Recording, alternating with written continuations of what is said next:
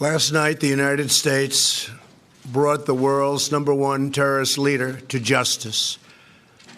Abu Bakr al Baghdadi is dead. He was the founder and leader of ISIS, the most ruthless and violent terror organization anywhere in the world. The United States has been searching for Baghdadi for many years. Capturing or killing Baghdadi has been the top national security priority of my administration. U.S. Special Operations Forces executed a dangerous and daring nighttime raid in northwestern Syria and accomplished their mission in grand style. The U.S. personnel were incredible. I got to watch much of it. No personnel were lost in the operation, while a large number of Baghdadi's fighters and companions were killed with him. He died after running into a dead-end tunnel, whimpering and crying and screaming all the way. The compound had been cleared by this time, with people either surrendering or being shot and killed. 11 young children were moved out of the house and are uninjured.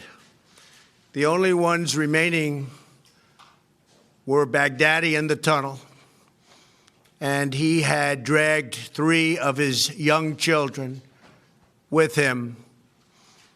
They were led to certain death.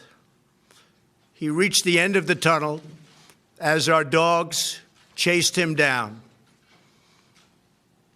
He ignited his vest, killing himself and the 3 children.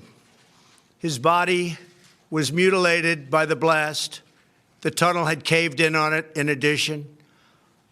But test results gave certain, immediate, and totally positive identification. It was him.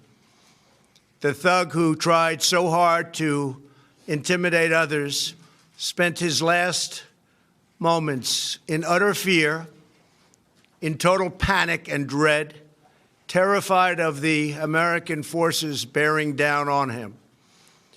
We were in the compound for approximately 2 hours, and after the mission was accomplished, we took highly sensitive material and information from the raid, much having to do with ISIS, origins, future plans, things that we very much want.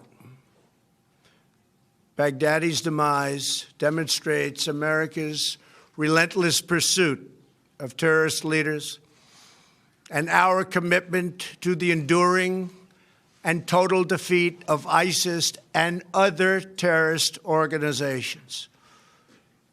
Our reach is very long.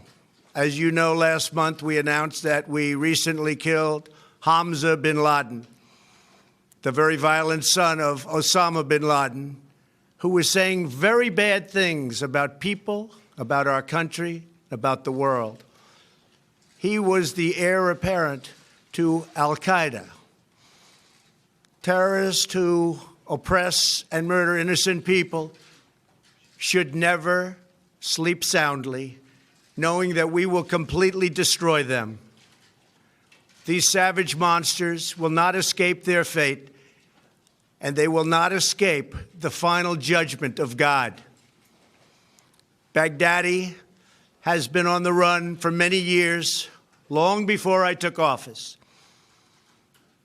But at my direction, as Commander-in-Chief of the United States, we obliterated his caliphate 100% in March of this year. Today's events are another reminder that we will continue to pursue the remaining ISIS terrorists to their brutal end. That also goes for other terrorist organizations. They are likewise in our sights. Baghdadi and the losers who worked for him, and losers they are. They had no idea what they were getting into. In some cases, they were very frightened puppies. In other cases, they were hardcore killers but they killed many, many people. Their murder of innocent Americans, James Foley, Stephen Sotloff, Peter Kasich, and Kayla Mueller, were especially heinous. The shocking publicized murder of Jordanian pilot, a wonderful young man, spoke to the king of Jordan. They all knew him, they all loved him.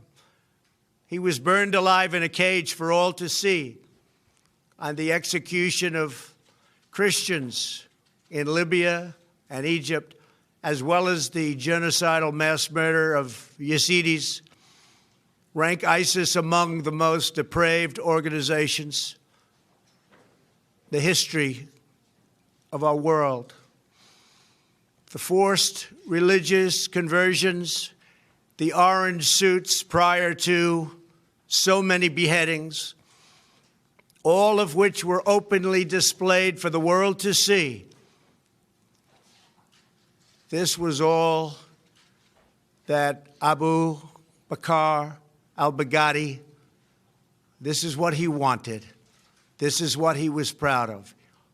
He was a sick and depraved man, and now he's gone. Baghdadi was vicious and violent, and he died in a vicious and violent way as a coward, running and crying. This raid was impeccable and could only have taken place with the acknowledgement and help of certain other nations and people. I want to thank the nations of Russia, Turkey, Syria, and Iraq, and I also want to thank the Syrian Kurds for certain support they were able to give us. This was a very, very dangerous mission.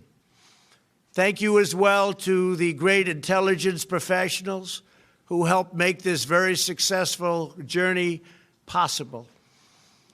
I want to thank the soldiers and sailors, airmen and Marines involved in last night's operation. You are the very best there is anywhere in the world. No matter where you go, there is nobody even close. I want to thank General Mark Milley and our Joint Chiefs of Staff. And I also want to thank our professionals who work in other agencies of the United States government and were critical to the mission's unbelievable success. Last night was a great night for the United States and for the world. A brutal killer, one who has caused so much hardship and death, has violently been eliminated. He will never again harm another innocent man, woman, or child. He died like a dog. He died like a coward. The world is now a much safer place. God bless America. Thank you.